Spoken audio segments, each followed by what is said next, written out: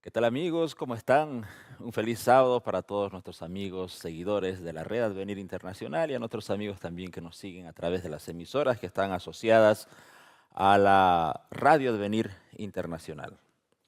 Como siempre, todos los meses nos convocamos a este espacio de Probando la Verdad para analizar varios aspectos que tienen que ver con doctrinas bíblicas. Hacemos este programa en el contexto de las consultas que nuestros amigos televidentes nos envían siempre. Y bueno, a raíz de algún tema que fue pasado en algunos sábados anteriores, nosotros tenemos que abordar ahora otro asunto que tiene que ver con historia y también con Dios.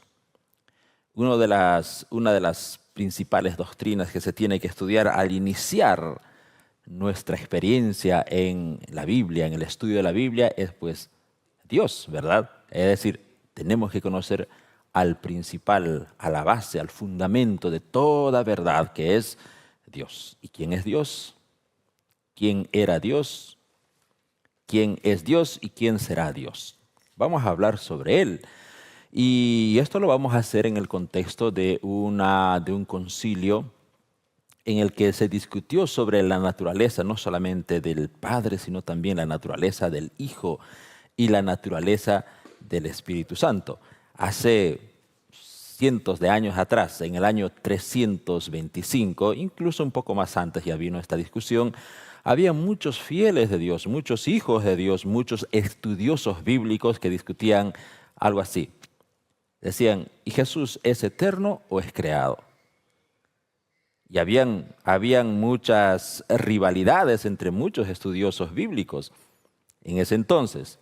Y también decían, ¿y el Espíritu Santo es persona o es la energía de Dios? Había uno que se llamaba Arrio. Él defendía y decía, no, Jesús es creado, eso decía él. Y por otro lado habían los otros argumentos que decían, no, Jesús era Dios, era eterno, sin principio y sin fin, entre otros argumentos. Y respecto al Espíritu Santo, otro decía, no, Arrio, sus seguidores decían que el Espíritu Santo es la energía de Dios, es un poder que emana de Dios, nada más, no tiene personalidad. Otro grupo decía, sí, tiene personalidad. El Espíritu Santo también es Dios. Siente y muchas otras, siente, consuela, habla, dirige, entre otras características que se le asignaba a la personalidad del Espíritu Santo. De eso vamos a hablar. Vamos a revisar un poco la historia, vamos a ver algunos argumentos bíblicos en este programa. Como siempre, bienvenidos al programa Probando la Verdad.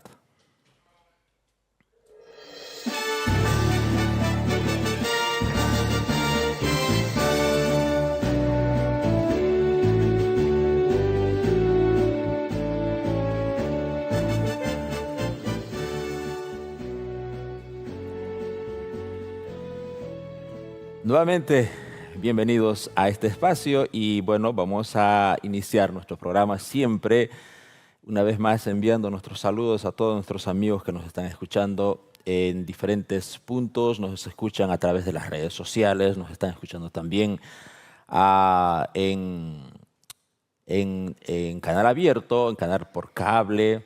También quiero mencionar en este programa, porque este programa también está o va a ser, si no está siendo traducido simultáneamente, ha de ser traducido al portugués. Así que también un saludo cordial a nuestros amigos oyentes de la Red Advir en Brasil. Así que vamos ahora a nuestro tema.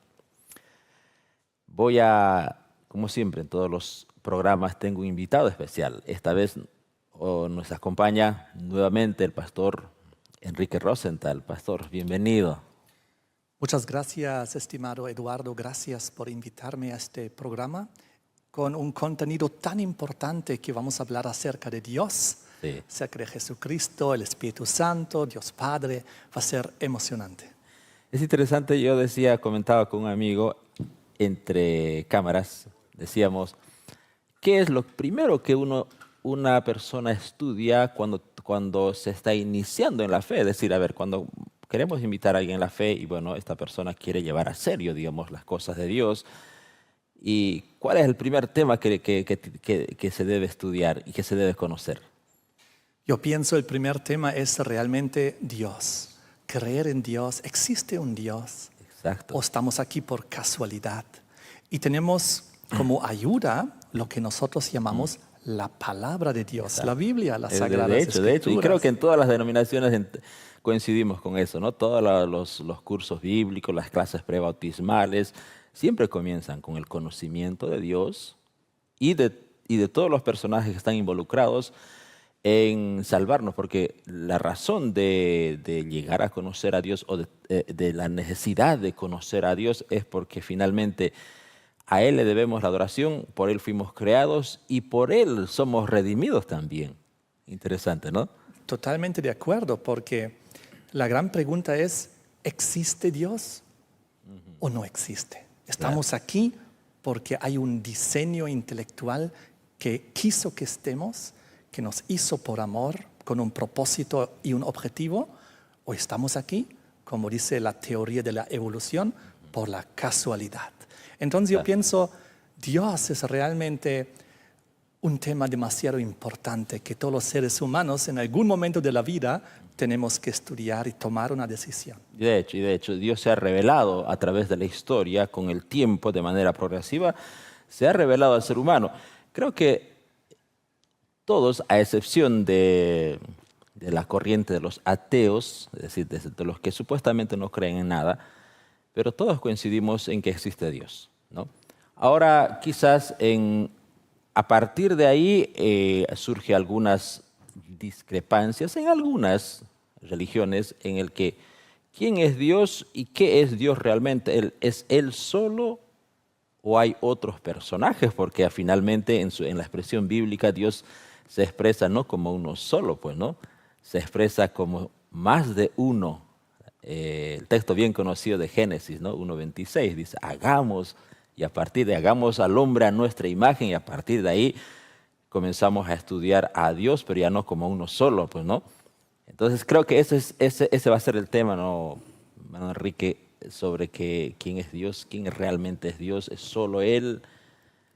Sí, así es. Yo pienso que en este estudio vamos a analizar diferentes trasfondos históricos, también sobre todo bíblicos. Vamos a ver un montón de versículos para ir aclarando quién es Dios, qué dice su propia palabra, no nuestra imaginación, sino qué revela Dios mismo en su palabra para poder entender esto, nosotros como seres humanos tan limitados, una realidad tan grande que es Dios. Claro. Ahora, nosotros trajimos esto a esta plataforma a raíz de una situación que se dio en la historia del cristianismo. Hubo una época, dije al principio, en el concilio de Nicea, en el año 325. De hecho, este asunto fue discutido plenamente allí. En el año 325 se reunieron muchos obispos, muchos estudiosos de la Biblia. El emperador Constantino, supuestamente acababa de convertirse, aunque es muy controvertido el tema de la conversión de Constantino. Muchos historiadores dicen que solamente cuando estaba por morir él fue bautizado, dicen, ¿no? en el cristianismo. Pero bueno, independiente de eso, en ese concilio se llevó a discusión. ¿Por qué? Porque en el Imperio Romano habían varias facciones, pero las facciones que más pisaban fuerte en el mundo de la religión eran los cristianos, judíos ortodoxos. Entonces ellos estaban discutiendo sobre la naturaleza de Dios, sobre si Jesús era creado o no creado. Ese fue uno de los puntos principales, y después de eso también salió a flote el tema del Espíritu Santo, si el Espíritu Santo era realmente una persona, qué creían los discípulos, y ahí, bueno, hubo esa discusión, y eso es lo que vamos a ver ahora un poco. Vamos a analizar a la luz de la Biblia cuál de los dos bandos tenía razón, porque aquí no estamos para acusar a nadie, ¿no? No queremos decir, bueno, usted está mal, nosotros tenemos la razón, no. Queremos mostrarle en la Biblia para ver si esa discusión, qué tan fructífera fue esa discusión, y quién finalmente tenía, no es que tenía la razón, quién cuál de los dos bandos finalmente se alineaba en lo que dice la Biblia, ¿no? Esa es la idea. Casualmente esto ocurrió hace 1700 años. Fue en el año 325, Sí. cuando se dio este famoso concilio de Nicea, cuando estaba debatiéndose, dialogándose esta temática, que creo que es muy importante. Y como dices, había dos personajes principales sosteniendo dos posiciones bastante opuestas. Uno era Ario, del arianismo. Él negó la divinidad de Cristo y también lo que es la Trinidad. Y también había Atanasio, que este personaje dijo que Dios es uno, pero en tres personas, Padre, Hijo, Espíritu Santo, y que existen desde siempre y también comparten una misma esencia divina. Y hasta el día de hoy, que han pasado 1700 años, obviamente dentro del mundo cristiano, que es tan diverso, hay diferentes corrientes, algunos manteniendo la posición de Ario, otros manteniendo la posición de Atanasio, y también hay pequeñas diferencias dentro de las interpretaciones. Claro. Bueno, a ver, repasemos un poco. El concilio de Nicea fue convocado para comenzar por el emperador Constantino. Constantino, quien era un emperador de Roma, que de alguna forma estaba simpatizando con el cristianismo. No era cristiano, era romano, él era pagano, pero creo que por cuestiones políticas, él y otro emperador, unos, qué sé yo, 5 o 6 años atrás, habían hecho un edicto, el edicto de Milán se llama, en el que ellos habían finalmente autorizado a no perseguir más a los cristianos y que ellos pues ya que vivan su vida, ¿no? Se había anulado y levantado todas las persecuciones. Entonces, en ese contexto, ahora parece que al haber un poquito más de libertad de expresión y que ellos podían hablar, entonces se generaron varias discusiones. Él, en un intento, había muchos bandos peleando y bueno, Constantino quería pues que haya una sola voz en el cristianismo, porque al final el plan de ellos era otra cosa, pues, ¿no? Querían un solo obispo, sabemos eso por historia. Entonces, en ese contexto, ellos convocan a un concilio, y eso se llama el concilio de Nicea. ¿Por qué? Porque fue realizado en Nicea, pues un lugar que es en Turquía actualmente, en el año 325, y ahí se lleva estos dos casos.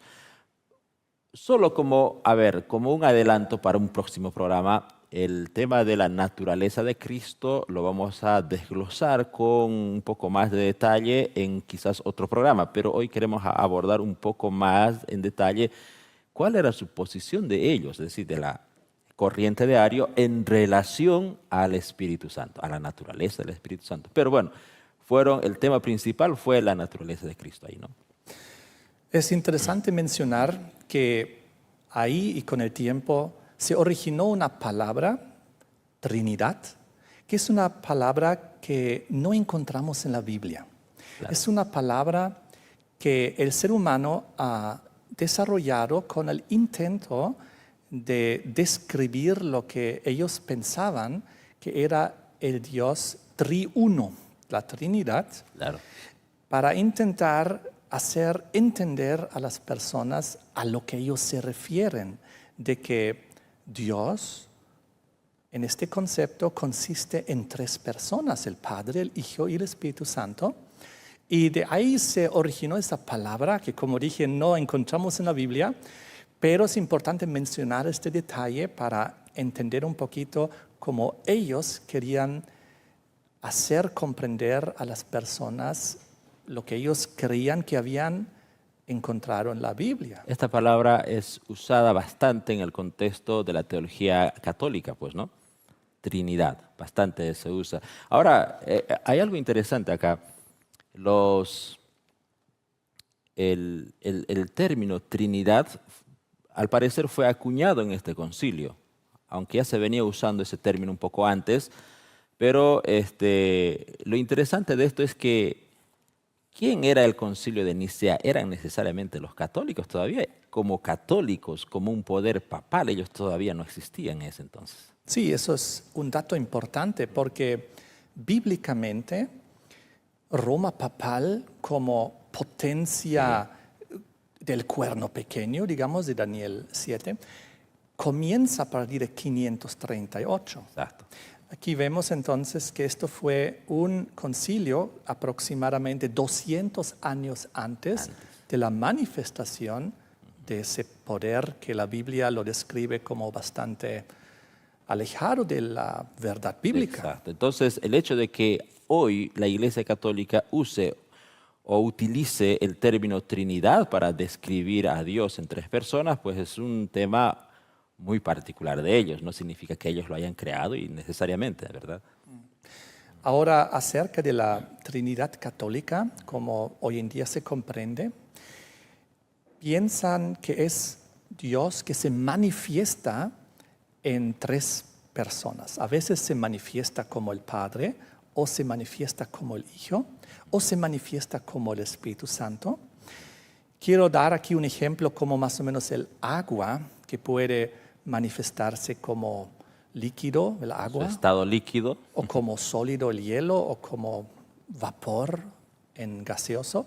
Entonces, más o menos es así como se imagina la Trinidad católica. Pero yo quiero diferenciar de que la divinidad como se nos presenta en la Biblia no es solamente una manifestación en tres formas, sino la Biblia describe tres caracteres, tres individuos, tres personas que forman este misterio que es Dios. Claro. Y ahora veamos algo interesante respecto a Cristo, solo como pincelada. Hubo el bando en el Concilio de Nicea, en el bando arriano, que ellos afirmaban que Cristo fue creado, es decir, el único eterno es Dios, dicen ellos, ¿no? El único que no tiene principio ni fin es Dios el Padre. Hoy día hay una corriente protestante también, los que testigos de Jehová, ellos también dicen, no, es Jehová el eterno, pero el Hijo, que es Jesús, fue creado. Eso decía Arrio y hoy lo sustenta también esta misma corriente religiosa. ¿Qué podemos decir al respecto? Ellos también dicen, o sea, aparte de ser creado, por lo tanto es subordinado también, o sea, es inferior. Primero está Dios, después Jesucristo, después el Espíritu Santo, los ángeles y Dios. Eso es lo que se cree ahora, que viene desde Arrio, ¿no? La Biblia contiene varios versículos que demuestran con claridad la divinidad de Cristo. Por ejemplo, en su propio nacimiento, en Mateo 1:23, el ángel dijo, llamarás su nombre Emmanuel. Y Emmanuel traducido es Dios con nosotros. Porque a través de Jesucristo, Dios estaba con nosotros. Y el otro pasaje muy conocido del Antiguo Testamento, Isaías 9, versículo 6, donde habla en una profecía del nacimiento de Cristo, un niño nos es nacido y se llamará su nombre admirable, consejero, Dios fuerte, Padre eterno, príncipe de paz. Así que si vemos estos versículos, no los podemos negar, están ahí. Todas esas características de Dios se resumen en Emmanuel. Cuando Jesús estaba en la tierra, Él recibió adoración de seres humanos, inclusive de ángeles caídos, de demonios también, que se postraron a su pie reconociéndolo como el Hijo de Dios, como el Santo de Dios. Y sabes, la Biblia dice acerca de Jesús que Él también es creador, es salvador, es autor de la vida, es autor de la ley. Entonces, todas esas son características no de una criatura. Exacto. Bueno, respecto a la naturaleza de Cristo hay mucho, ahí tenemos de verdad mucho por hablar. Yo se los voy a dejar nada más un PowerPoint, si en producción nos ayudan, por favor, para que nuestros amigos televidentes puedan, si quieren capturar, después lo vamos a desglosar en otro programa, respecto a lo que la Biblia dice de Cristo, que es un eterno, no creado, es plenamente Dios, es uno en esencia con el Padre, es sin principio, sin fin, es igual en divinidad y en esencia, es co-creador Según Colosenses 1:16 y San Juan también, el primer capítulo de Juan. Es una persona divina, la Biblia habla de él. No, para definir a Cristo como el creador no necesitamos filosofía, en realidad Cristo es Dios mismo y uno solo en tres personas eternas trabajando en perfecta unidad para salvar. Eso es básicamente el concepto que la Biblia habla, pero como dijimos, esto lo vamos a definir, es decir, discutir o mostrar en más detalle en un próximo programa. Pero vamos ahora al otro asunto que también se desprendió a partir de esta afirmación de Arrio, de que Jesús fue creado y por ende el Espíritu Santo, él decía que es una fuerza creada. Yo puse aquí, a ver, vamos a ver, pónganos en producción, puse una lista de los argumentos que Arrio presentó en aquel concilio y que, bueno, hay quizás muchas personas hoy en día todavía abrazan estas convicciones de Arrio. El Espíritu Santo como fuerza creada por Dios. El Espíritu Santo, eso decía Arrio, no dice la Biblia necesariamente así, ¿ya? Subordinado al Hijo. El Espíritu Santo no tiene voluntad propia, no es llamado a Dios. Algunos textos que se usan, por ejemplo, es Salmo 104:30, cuando dice, envías tu Espíritu y son creados todas las cosas. Dice, pero bueno, aquí es la energía creativa de Dios la que vino. Hechos 2:4, cuando hablan del Espíritu Santo, también dicen que es apenas un poder y no una persona. Entonces, en ese contexto, dicen que el Espíritu Santo es una fuerza o una energía creada por Dios, usada para obrar en el mundo. En el Concilio de Nicea, Arrio decía que así como el Hijo es subordinado, ya el Espíritu Santo tampoco tiene voluntad propia, es subordinado al Hijo del Espíritu Santo, no es mencionado como Dios en el contexto de la deidad triuna, por los argumentos de Arrio, y tampoco al Espíritu Santo se le atribuyen actos personales independientes. Vamos un poco ahora a desglosar este asunto. ¿Qué podemos decir? ¿Qué dice la Biblia? Sé que en un programa como este no podemos mostrar, pues quizás esto tendríamos que dilucidar porque el tema, la discusión allá fueron muchos días, ¿no? Fueron semanas y semanas de discusión, imagínense. Evidentemente, en un programa como este, solo podemos ver algunos puntos Sí. por la limitación de tiempo. Quiero darte uno de ellos en 1 Corintios 6:19, donde habla que nuestro cuerpo es templo del Espíritu Santo. Eso es algo muy importante. El Espíritu Santo tiene un templo. ¿Para qué es un templo?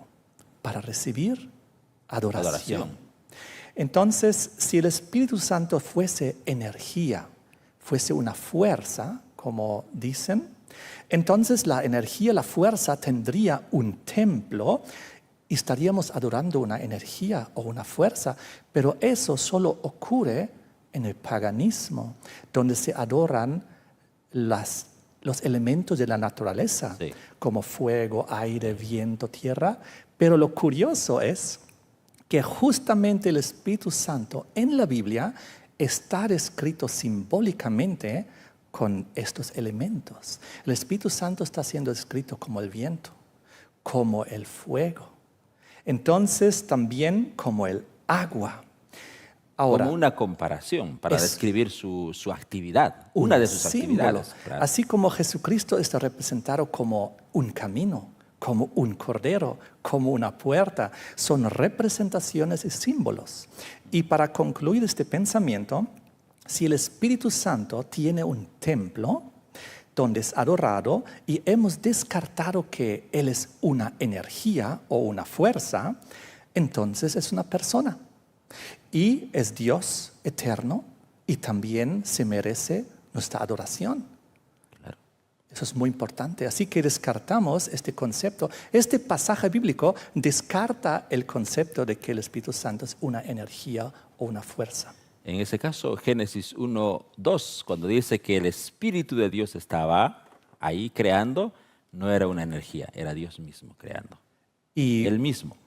En Génesis 1, donde habla que el Espíritu Santo se movía sobre la faz de la tierra, y en el en Génesis 1:26 cuando nos dice de que en el principio creó Dios los cielos y la tierra. Ahí aparece una palabra hebrea que tenemos que conocer y aprender. Así que hoy en este programa, todos los amigos que nos van a ver van a aprender una palabra que se llama Elohim. Elohim. Y Elohim no es una palabra singular, sino plural. Entonces, eso muestra que Dios es un ser compuesto. Quizás algunos estén pensando, a ver, el hermano dice que es Dios en plural, ¿quiere decir que hay dioses? Quiere decir que Dios tiene una matemática muy especial. La matemática especial de Dios es 1 más 1, no igual a 2, sino igual A uno. a 1. Y el ejemplo nos da aquí mismo en el Génesis 2:24, cuando Dios dijo, dejará el hombre a su padre y a su madre, se unirá a su mujer y serán una sola carne. Pero son dos personas. Dos personas distintas. El marido y la esposa. Lo mismo, esta palabra, es una segunda palabra hebrea que tenemos que aprender, que se llama echat. Echat significa una sola carne, echat, pero esa misma palabra, donde hombre y mujer se unen en una sola carne, palabra hebrea echat, también aparece, por ejemplo, en Deuteronomio 6, versículo 4, donde dice, oye Israel, Jehová, nuestro Dios, uno es. Y ahí otra vez aparece la palabra echat. Es decir, 1 más 1 igual a 1. La misma palabra. 1 más 1 más 1 igual a 1. Eso es matemática divina que va más allá de nuestra comprensión, pero de la lógica matemática que conocemos acá. Y hay muchos ejemplos en la Biblia. Si ustedes buscan en el Nuevo Testamento, Mateo 19, versículo 6. Así que ya no son más dos, sino una sola carne. Marcos 10, versículo 8. Y los dos serán una sola carne. Así que no son ya más dos, sino uno. Claro, eso en el contexto refiriéndose al matrimonio es que se fusionan los proyectos, los planes, las decisiones. Ya no lo toma uno, sino lo hacen entre dos, pero para un solo propósito. Y esa es la matemática divina, la cual Dios utiliza también en su palabra para hacernos ejemplificar su realidad. Porque cuando Él dijo, hagamos al hombre a nuestra imagen y semejanza, ahí explica y describe justamente esto, hagamos. No dijo, hago al hombre, a mi imagen, a mi semejanza, haremos. Porque la divinidad, Dios, es compuesta por el Padre, el Hijo y el Espíritu Santo. Y decidieron, hagamos juntos, tomemos una decisión, hagamos al hombre a nuestra imagen y semejanza. Y lo creó en una forma de una familia, donde los dos llegan a ser uno. Interesante. Igual como Dios. En el contexto pagano, varios dioses eso implica rivalidad, pues, ¿no? En los dioses paganos siempre estaban, cuando se afirma en el contexto del paganismo, politeísmo, es decir, varios dioses, ellos siempre están en antagonismo. Hay el dios del trueno, hay el dios de la felicidad, hay el dios de la muerte, el dios de la vida. Entonces, esa no es la realidad en el contexto divino. Son tres personas en unidad, es decir, con un solo propósito. Como usted hizo la comparación, dos personas que finalmente llegan a ser una, ¿no? En esencia, pero en lo físico son dos personas. Y esa es la palabra utilizar a propósito en la Biblia, en el hebreo, Elohim. Porque Elohim es el plural, hagamos. También Elohim es traducido como Yahvé o como Jehová, como Dios. Entonces, cuando vemos esta palabra, tenemos que entender que viene de la palabra Elohim en el plural, hagamos. Eso es la clave de la comprensión, porque el singular de la palabra sería Eloah. Pero no dice ahí en el texto Eloah, que sería el singular. Dice Elohim, que es el plural. Y eso nos abre la comprensión a esta realidad que nosotros en nuestra mente finita quizás nos es difícil entender, pero tenemos que tomar lo que está escrito y pedir a Dios que nos ayude a entender. Bueno, ahora intentando avanzar un poco más, quizás muchos amigos dicen, ok, está bien, estaba Dios y estaba el Mesías, Jesús en la creación. ¿Cómo podemos comprobar nosotros que había un tercer personaje ahí? El tercer personaje lo encontramos ahí en el contexto de Génesis 1, donde habla del Espíritu que se movía sobre la faz de la tierra. Porque él era parte del acto creativo y se lo muestra ahí como separado. Eso es muy importante y quiero mostrarte unos pasajes en la Biblia que menciona a los tres personajes.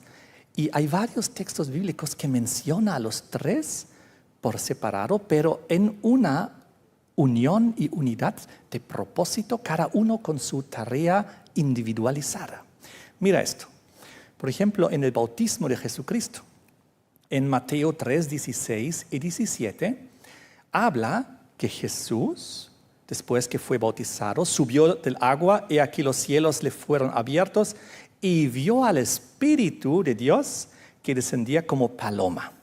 Ya tenemos a Jesús en el agua, el Espíritu Santo en forma de una paloma que venía sobre él. Y tercero, hubo una voz de los cielos que decía, este es mi Hijo amado en quien tengo complacencia, el Padre. Aquí en este versículo, en esta escena, encontramos los tres en un momento juntos, cada uno en su lugar, Jesús en el agua, el Espíritu Santo en la paloma, el Padre en el cielo hablando, pero en un mismo propósito de salvación del ser humano. De eso se trataba, para ungir al Santo Jesucristo, el Mesías, para comenzar su obra para salvarnos del pecado. Quizás fue este el momento en el que esos tres personajes divinos que estaban involucrados en la salvación fue donde ellos, como nunca antes, se habían manifestado en conjunto, ¿no?, al ser humano. Y hay otro versículo más que te quiero mostrar en 2 de Corintios capítulo 13, versículo 14, donde encontramos lo que llamamos la bendición apostólica. Y nuevamente aquí, por si acaso, siempre habla Elohim en el plural, cuando habla de Dios aquí, la gracia del Señor Jesucristo, el amor de Dios, mencionando al Padre, y la comunión del Espíritu Santo sean con todos vosotros. Amén. Entonces tenemos varios versículos que muestran los tres a un mismo nivel, a la par, trabajando en lo que es nuestra salvación del ser humano. Porque si fuera solo esencia, o solo energía, o solo un poder, entonces no sería necesario mencionar a los tres, pues, ¿no? Sí. Porque siempre se los menciona como tres personajes, tres elementos, tres individuos interesados en el ser humano. Y quiero darte dos pasajes más de esta naturaleza. Uno está en Juan 14, 26, donde nuevamente se los presenta a los tres en perfecta sintonía. Dice, el Consolador, el Espíritu Santo, a quien el Padre enviará en mi nombre, dice Jesús, Él los enseñará, Él los recordará. Una perfecta armonía, en sintonía, trabajan los tres juntos en nuestra salvación. Pero los tres forman Dios, Elohim. Hagamos. Hubo otro momento también, Jesús mismo cuando les mandó a predicar el Evangelio y les dijo también que bauticen. Él les había dado la orden, ¿no?, que cuando vayan y prediquen el Evangelio, y una de las actividades donde tenía que finalizar simplemente la predicación del Evangelio era en el acto del bautismo, y el acto del bautismo era un pacto, que el ser humano iba a hacer un pacto tan serio que Jesús les dijo que deberían mencionar a los tres, ¿no? Es justo el cuarto versículo que quería mencionar, que está en Mateo 28, versículo 19, donde dice la gran comisión: id y haced discípulos a todas las naciones, bautizándolos en el nombre del Padre, del Hijo y del Espíritu Santo. Entonces nosotros debemos ser bautizados, los seres humanos que aceptan a Dios, a Jesucristo, en el nombre, aquí eso es singular, en el nombre singular del Hijo, en el nombre singular del Padre, en el nombre singular del Espíritu Santo. Y de esta manera encontramos la unión de estos tres nombres. Y nombre en la Biblia significa carácter, porque los tres tienen un carácter en el sentido, tienen una misma meta, un mismo propósito. Y eso es ejemplificado en el matrimonio, donde dice: de los dos haré una sola carne, que sean una unidad.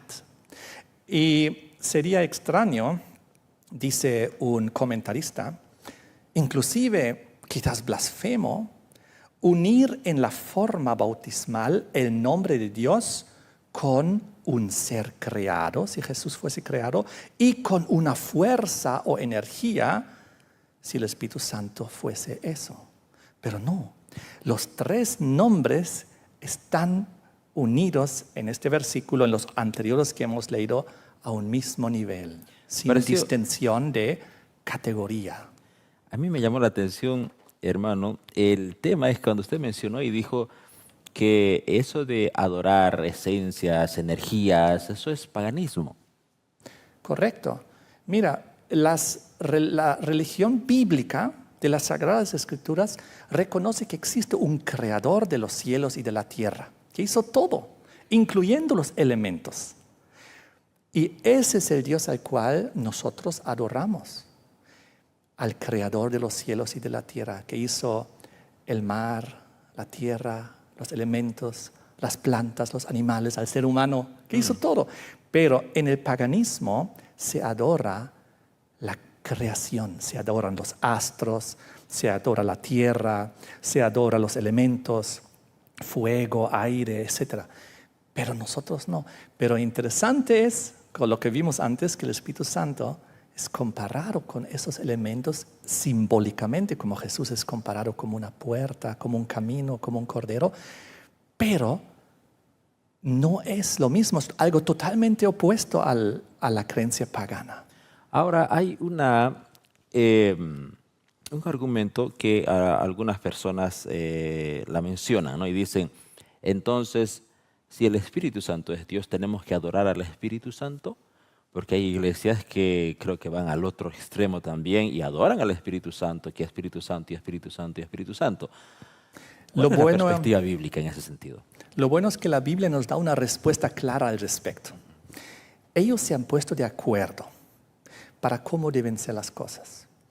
Y ahí Jesús nos da la instrucción de que si nosotros oramos, debemos orar al Padre, en el nombre de Jesucristo. Ah, interesante. Y el Espíritu Santo cumple también su función importante de trabajar en nuestras conciencias, de ministrar el ejército de los ángeles aquí en la tierra. Y el Espíritu Santo cumple la función de ayudarnos a que nosotros oremos en primer lugar. Y cuando oremos también debemos orar, dice en la Sagrada Escritura Lucas, por el Espíritu Santo para que esté en nosotros. Así que se complementa todo. En ningún lugar en la Biblia dice que debemos orar al Espíritu Santo. Si habría ahí la instrucción, me imagino que lo haríamos. Sí. Pero, miren, yo creo que el Espíritu Santo es sumamente humilde. En primer lugar, no se deja ver.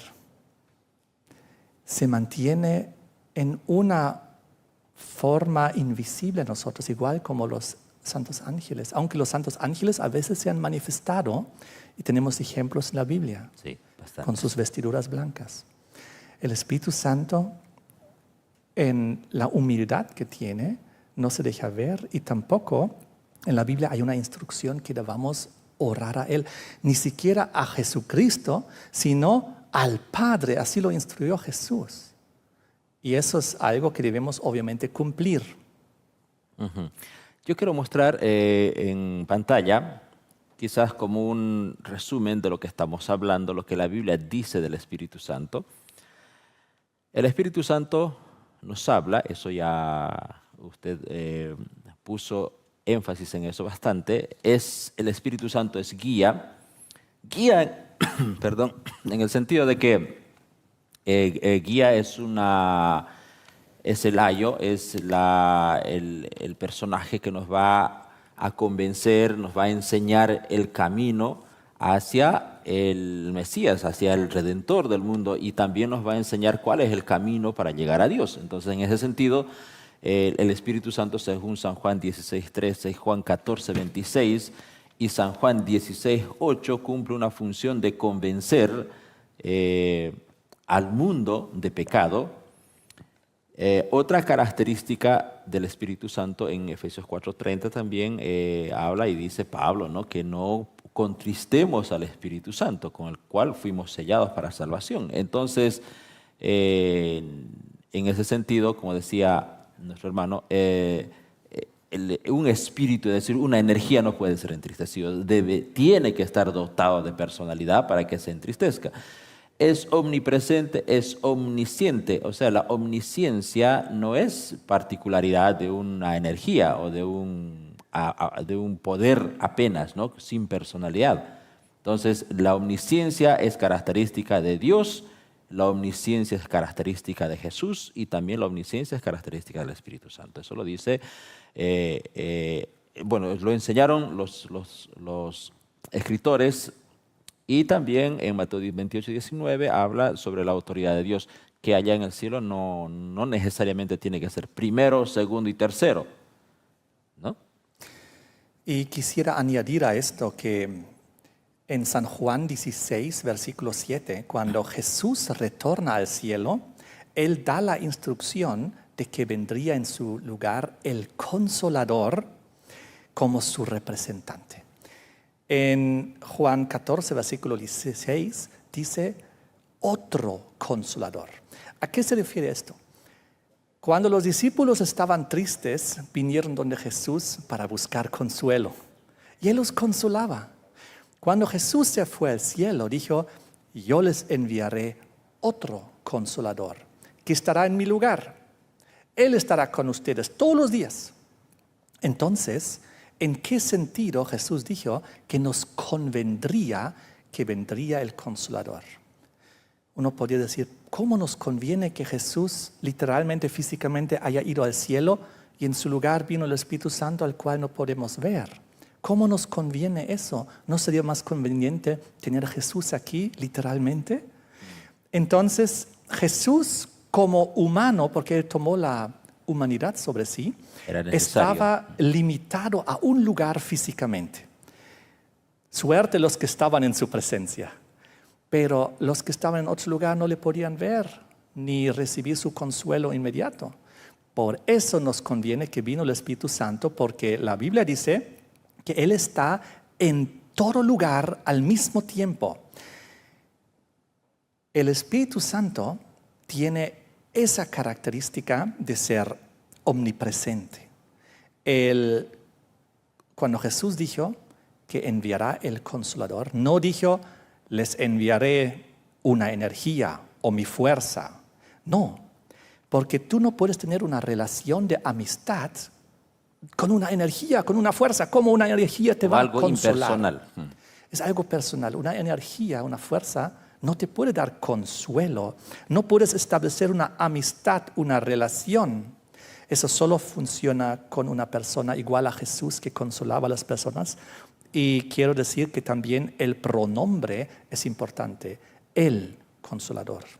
Jesús no dijo la energía o la fuerza, sino el Consolador. Un pronombre personal, Él. Sí, muy importante. Bueno, entonces, Dios es coeterno, es Dios, mejor dicho, coeterno, porque Él estaba también en el principio, en la creación, según Génesis 1:2, según Salmo 139:7, Él es omnipresente. David habla del Espíritu de Dios, ¿no? como alguien de quien no podemos escondernos. Si me voy arriba, abajo, bajo la tierra, por los cielos, y Dios está ahí, tú estás ahí. Es omnisciente, según 1 Corintios 2, 10 al 11, y su autoridad es igual en la misión de la salvación. Es decir, bauticen en el nombre del Padre, del Hijo y del Espíritu Santo. Ninguno es más ni menos en ese sentido. Ahora, la gran pregunta quizás sea esta. Entonces, ¿por qué se lo llama Hijo? ¿O por qué se le llama Espíritu Santo, Espíritu, Ruach en el Antiguo Testamento, en el que se intenta decir que es, Ruach es aliento de vida en algunos casos es alegría, en algunos casos es expresiones del ser humano? ¿Cómo se lo puede personalizar al Espíritu Santo ahora? Esos términos que quizás para muchos, si lo vemos así de manera superficial, generan cierta confusión, y a raíz de eso quizás muchos también que sustentan la doctrina de Arrio, estamos hablando de hace muchos años atrás, hoy día pueden también agarrar esos argumentos, ¿no? Padre, Hijo y Espíritu Santo. Pareciera que hay una categoría, pareciera que uno es creado y el otro es un espíritu. Da la impresión por el término espíritu, ¿no? Es correcto.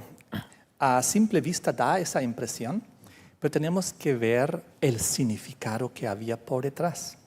Cuando hubo el concilio divino para buscar la salvación del ser humano, uno, que fue Jesucristo, decidió: yo voy a cumplir el rol de encarnarme y de someterme durante sus 33 años a una obediencia perfecta al Padre, porque Jesús iba a nacer en la tierra como el Hijo de Dios.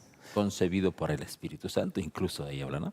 Y nacido por el Espíritu, correcto, porque los tres trabajaban juntos en un plan de salvación. Y temporalmente el Señor Jesús decidió vivir como un hijo obediente al Padre, porque dejó atrás, dice la Biblia, sus atributos divinos temporalmente, su omnipresencia, su omnisapiencia, su gloria, todo eso dejó atrás temporalmente para llegar a sernos un ejemplo, para vivir una vida en esta tierra de victoria. Y en ese sentido nos dio el ejemplo. Igual nosotros, como debemos seguir su ejemplo y ser obedientes al Padre. Y te quiero decir que cuando en Gálatas 5, 22 y 23 habla del fruto del Espíritu, que debe ser la transformación de nuestro carácter y que muestra el carácter divino, eso es una obra de Dios en nosotros, y para ser específico es la obra del Espíritu Santo en nosotros, ya que el Padre está ahorita en el cielo, Jesucristo también como nuestro sumo sacerdote en el santuario. El Espíritu Santo en este momento está en la tierra y dice en ese pasaje que Él quiere madurar en nosotros su fruto, el fruto del Espíritu: amor, paciencia, paz, bondad, templanza, etc. Y eso es algo que viene de Él, no de nosotros. Nosotros podemos pedirle a Él: por favor, Dios, Padre, dame tu Espíritu Santo y transforma mi vida, transforma mi carácter. Haz que el Espíritu Santo, en la Biblia también representado como el aceite en la vasija, haga la obra y me transforme, porque no es mi fruto. Yo de mí mismo no tengo amor, paciencia, paz, bondad, nada. Pero tú sí lo tienes y tú me lo quieres dar y me lo puedes dar. Y eso se lo estaba ofreciendo Jesús a Nicodemo también, ¿no? Que Sí. si no naces de nuevo, y habló, comparó al Espíritu Santo con el viento, Sí. que tenía la capacidad de hacer nacer, es decir, de transformar al ser humano. Lucas 11:13, pedid y Él, el Padre, nos dará el Espíritu Santo. Entonces, ¿cómo podemos tener el Espíritu Santo en nuestras vidas? Nuevamente en oración, pidiendo al Padre que el Espíritu Santo more en nosotros y haga esa obra divina de transformación en nuestro ser.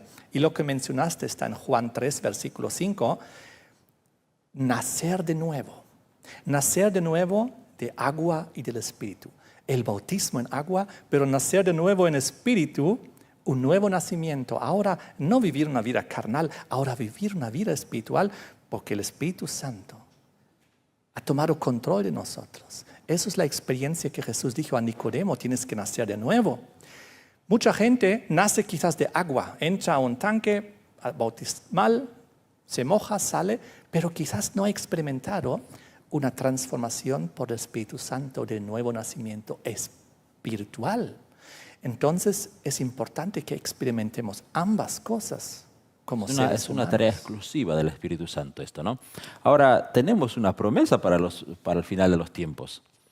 Joel habla de que en los postreros días el Dios derramaría una lluvia temprana y también una lluvia tardía. Y esa lluvia, esa lluvia está representando, simbolizando al derramamiento del Espíritu Santo, que se cumplió en parte en el día de Pentecostés, cuando 50 días después de la resurrección de Cristo, ¿no? Después de la ascensión de Cristo, mejor dicho. ¿Ese Espíritu Santo es el mismo del que estamos hablando o ese sí es la energía de Dios? Es el Espíritu Santo que hace esa transformación poderosa, divina en nuestras vidas. Y ya que el Espíritu Santo es el encargado de transformar nuestro carácter, por eso dice el fruto del Espíritu, ojo, eso es importante. Él nos da ese carácter divino si le pedimos a Dios que el Espíritu lo haga. Y eso tiene una meta, una conclusión, un propósito que creo que encontramos en Apocalipsis 14, versículo 14 y 15. Escuché hablar una vez un pastor en Alemania que dijo, creo que encontré un versículo donde habla del Espíritu Santo como una persona. Y les quiero mostrar ahora este versículo. A ver. Apocalipsis 14, 14 y 15. La tierra es cegada. Habla del retorno de Jesucristo.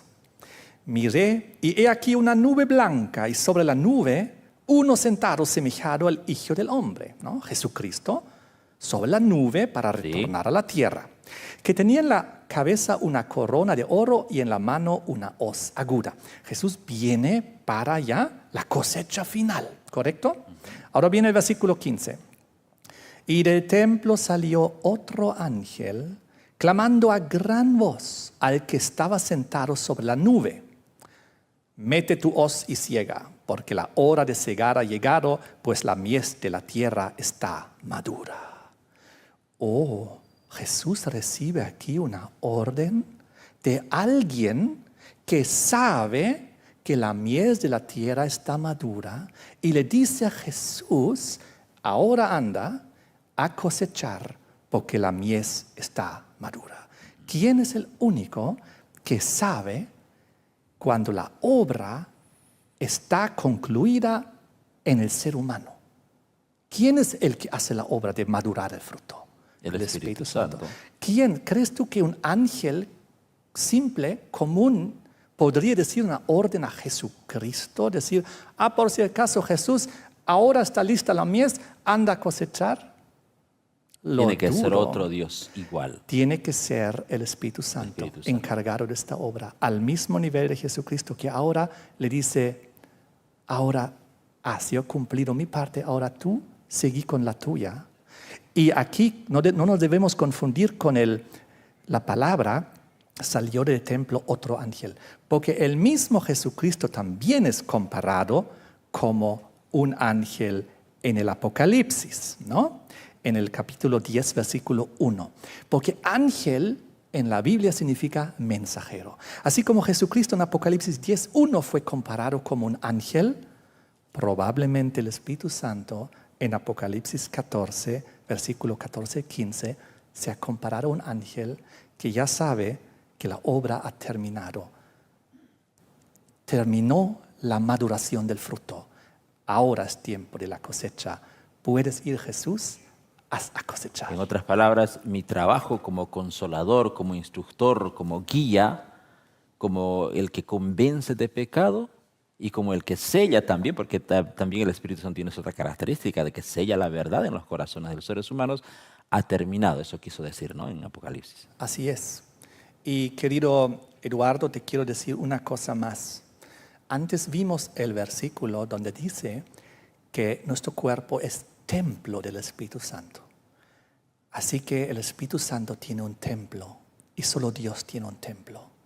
Aquí acabamos de ver que el Espíritu Santo es aquel que hace la obra en nosotros y le da finalmente la orden a Jesús. Ahora te toca a ti, yo cumplí mi rol. Y para completar esto, quiero preguntar, la Biblia, decimos que es la palabra de Dios, ¿cierto? ¿Quién inspiró la Biblia? Segunda de Tesalonicenses 3:16 dice, toda la escritura es inspirada por Dios. Pero en segunda de Pedro 2:21 dice que los santos hombres de Dios hablaron siendo inspirados por el Espíritu Santo. ¿Quién escribió la palabra de Dios? Dios. Y el Espíritu Santo aquí, con esos dos versículos, es Dios. Porque la Biblia fue inspirada por Dios. El Espíritu Santo es el que inspiró la Biblia, por lo tanto, es Dios. Es tan fácil, es tan directo y sencillo a la comprensión humana. Qué bonito. Creo que hay tantas verdades. La Biblia es una mina de riquezas, así lo describe la Biblia. La Biblia es como un tesoro escondido en el que cuanto más excavamos encontramos más revelación, encontramos más luces, más tesoros. Después de una pausa musical, vamos a retornar ya para la parte final del programa Probando la Verdad.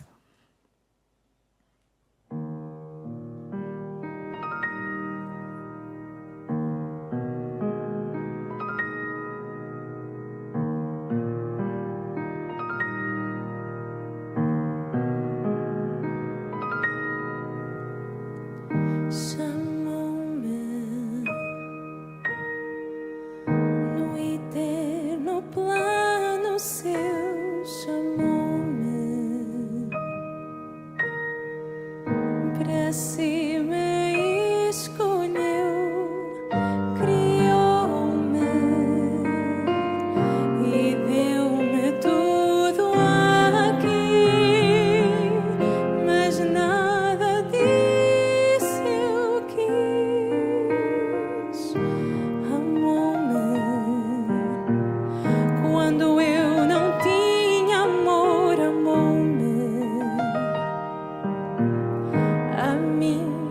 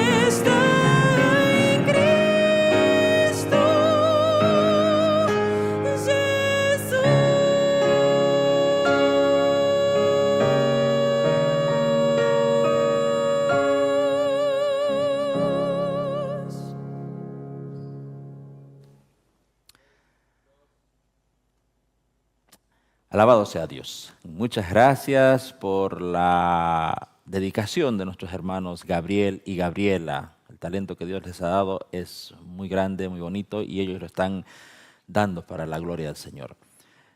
Bueno, ya estamos en la parte final de este programa y creo que tenemos que reflexionar un poco sobre el trabajo que Dios está haciendo por el hombre.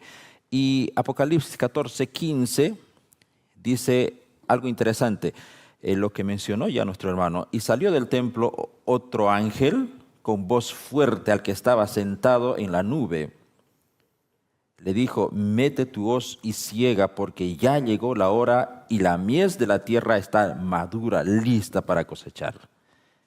Ese personaje dijimos que es el Espíritu Santo, quien le dice a su coigual, le dice, ya, haz tu trabajo ahora. Pero antes que suceda eso, creo que eso ya anuncia el fin del tiempo de gracia, antes que eso suceda, hay una actividad que todavía tiene que hacer el Espíritu Santo en la tierra.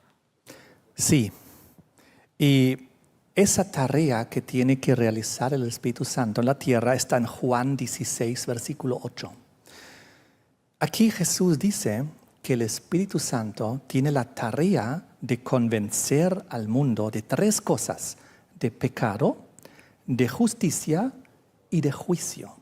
Esos tres elementos para que el ser humano tome una decisión para su destino eterno. Y el Espíritu Santo trabaja en nuestras conciencias, en nuestros corazones, en nuestra mente, en nuestro razonamiento, para convencernos, 1, de pecado, 2, de justicia, 3, de juicio. Y quiero compararte esto en una pequeña ilustración. 3 veces Dios escribió algo con su propio dedo a la humanidad, según la Biblia. Una la encontramos donde Jesús escribe en el polvo de la tierra, en la arena, los pecados de los que estaban alrededor, que querían apedrear a la mujer pecadora. Pero lo que estaba escrito en la arena, el pecado, puede ser borrado. Si yo pedimos perdón a Dios por nuestros pecados, lo borra. Y fácilmente en la arena, en el polvo, eso se va a borrar. Eso es convencer de pecado. Convencer de justicia. Tenemos el segundo ejemplo donde Dios escribió algo con su propio dedo a la humanidad. Fue cuando escribió los 10 mandamientos en tablas de piedra. O un elemento muy diferente, el pecado en polvo, pero la ley, el mandamiento en piedra. Y la piedra representa que no puede ser borrado, es firme por siempre. Entonces la justicia divina no puede ser modificada. Si nosotros hemos transgredido la ley, porque pecado es transgresión de la ley, 1 Juan 3:4, entonces hemos pecado y nuestro pecado está en polvo. La ley no puede ser modificada. Pero nuestro pecado puede ser borrado si pedimos perdón a Dios. Y el Espíritu Santo es el que nos va convenciendo. Enrique, hay una ley en tabla de piedras, la justicia eterna, inmovible. Si has transgredido, tu pecado está en polvo. Puede ser borrado. Y ahora hay un tercer elemento, el último, para convencer al mundo de juicio.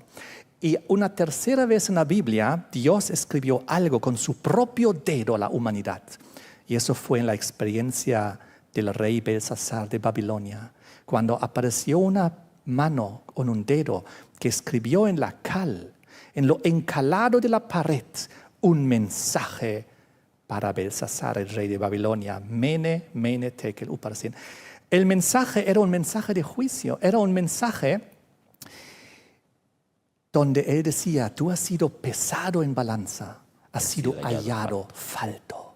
En otras palabras, para Belsasar eso significaba perdición. Entonces, lo que está escrito en la cal es algo semiduro. La arena, la tierra es fácil de borrar. La roca, la piedra es firme, no se mueve. Pero la cal es algo que si tú haces esfuerzo, si tú realmente te dedicas, tú puedes escribir algo ahí. Es duro, pero no es tan duro como la piedra. Y eso representa nuestro destino en el juicio. Porque si tú permites que el Espíritu Santo transforme tu vida, pides perdón por los pecados, tus pecados son borrados de la arena, del polvo, entonces en la cal será escrito, salvo, ha sido pesado y ha sido Hallado salvo justo por la gracia de Jesús. por la gracia de Jesús. Así que la cal, el juicio es algo, un destino aún no definido y aún no escrito. Depende de nuestras vidas si permitimos al Espíritu Santo hacer su obra según los mandamientos de Dios o eso es lo que Dios quiere que haga. Vivir según eso se definirá lo que será escrito en la cal, en lo encalado de la pared. Salvación o perdición. Y lo más hermoso es que el pecado está en polvo y puede ser fácilmente borrado si pedimos perdón a Dios. Y para eso ha venido Jesucristo, para morir por nuestros pecados en la cruz. Y por eso el ministerio del Espíritu Santo, para convencernos de eso y para decir, cambia, transforma tu vida. Amén. Seguramente hay muchos de nuestros amigos televidentes que tienen varias preguntas. Escríbanos, pongan su punto de vista también. No queremos nosotros aquí considerarnos los infalibles. Somos hijos de Dios, estudiamos la Biblia, lo hacemos con mucho cariño, siempre pedimos que el Señor nos guíe en todos nuestros estudios y por ende queremos también que nuestros amigos televidentes tengan la oportunidad de expresarse. Escríbanos, mándenos sus mensajes y en la medida de lo posible podemos aperturar un otro programa si es posible también para dilucidar algunas otras dudas que tengan ustedes, tanto respecto al tema como a otros temas que lo hemos estado también aquí dando cobertura. En ese sentido, yo quiero terminar con un texto que está en Apocalipsis 14, 5. Dice, donde están otra vez ya en los mensajes finales que Dios mandó a sus hijos por medio de Juan. Y dice, voy a leer acá en una versión un poquito más grande. Cuando Juan se dirigía a las 7 iglesias en Asia, gracia y paz a vosotros del que es y que era y que ha de venir, mencionando a Dios, y de los 7 espíritus que están delante de su trono, y de Jesucristo, el testigo fiel, el primogénito de los muertos y el soberano de los reyes de la tierra, el que nos amó y nos lavó de nuestros pecados con su sangre y nos hizo reyes y sacerdotes para Dios, su Padre. A Él sea gloria e imperio por los siglos de los siglos. Más adelante en el Apocalipsis 4, los 4 seres vivientes dice que no cesaban de día ni de noche de decir santo, santo, santo es el Señor Dios Todopoderoso. Queridos amigos, hemos llegado al final de este programa. Hermano Enrique, muchas gracias, de verdad. Muchas Lo gracias. estamos explotando bastante a usted porque está Amén. muy seguido en muchos programas.